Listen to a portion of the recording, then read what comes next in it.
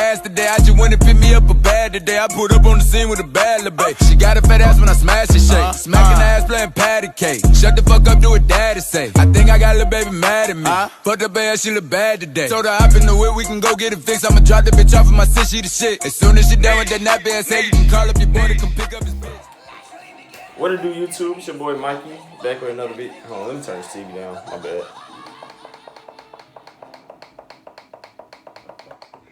My bad. What it do, YouTube? It's your boy Mikey, and I'm back with another video. Today, we got another story time for y'all. This gonna be the story about how I got catfished again. So I was chilling, you know, my own business. Then I got this random ad on Instagram, random post on Instagram. Followed them back. You know, they had about a good 200 followers. So I said, all right, I followed them back. Then an hour later, they liked my pictures. I liked them back. You know, we went through that whole, you know, process that a lot of people go through. So I added them back. Like 2 or 3 pictures back because they liked some of mine, you know. And then they just DM'd me out of random. And I was like, that was kind of weird because that was all, like, out the blue. So I said, all right, you know, so they said, hey, I said, what's up, you know, we are texting.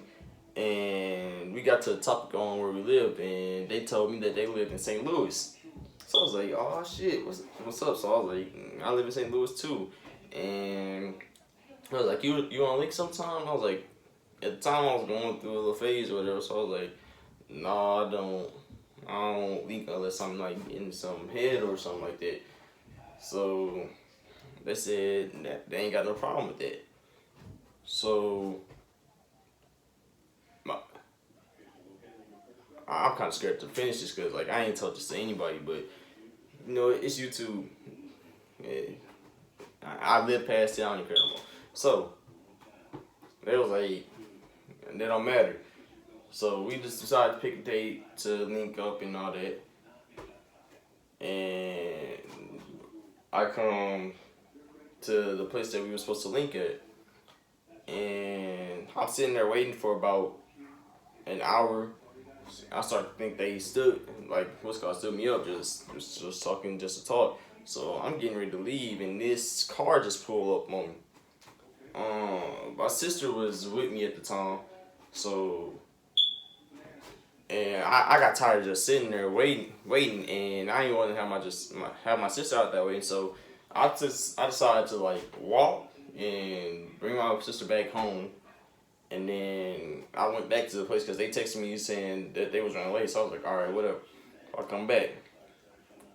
And then they decided to say, can they just meet me at their place? Can I just meet them at their place? Since their place was like around the corner or something like that, and that they wasn't even at the house or whatever. So I was like, all right, whatever. So I started walking towards their house, and I knocked on the door, and I had the intentions of coming to meet a baddie, short, little Hispanic, black mixed girl, you know. She was thick, nice smile, you know, some pretty big, you know, titties, you know. I ain't see nothing close. The door, I was greeted at the door with a man dressed up as a woman. And they tried to grab my ass. But you know me, I wasn't going for that shit, you know. So I slipped the shit, took off. This man started chasing me down the damn street.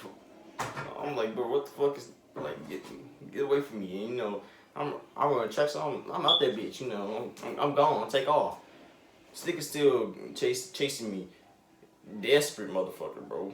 I'm telling you, like, this nigga, he just wanted, no homo, he just wanted the dick that bad, and I wasn't gonna be the one to give it to him. So I turned down the corner, and I ain't gonna say they was my homeboy, but we almost got talked at the same time too. Like we was cool, so I somehow meet him because I don't know what the fuck he was doing. This nigga was just like always on some suspicious type of shit. Always out and doing random shit for no reason. It ain't matter to me what the fuck he was doing though, because I needed some help. So I told him, and he was like, "All right, I got you." So I run down the corner, and I turn around to see what he was gonna do. The man that was chasing me, turned the corner, still running. Seeing me, started running a little bit harder. And then my boy came out from a trash can, from the corner of a trash can, and tripped this man. And then, for whatever reason, he just started beating the brakes off this man. For like it was unnecessary. I ain't expect him to do all that. He just going in, and then out of nowhere, what's called this? I ain't gonna say out of nowhere. This man, once my homeboy stopped, he was like, "All right, I got you," looking at me and him. So he wasn't really worried. So a month later or something like that, I think the first incident of what's about to happen, I was walking to my friend's restaurant because they own a restaurant around from where I live. I'm walking to the restaurant and I'm about to cross the street, and this man just pulled up on me in a black SUV, talking some, "Hey, you cute." I was like, "Thank you, I guess." Like, right on.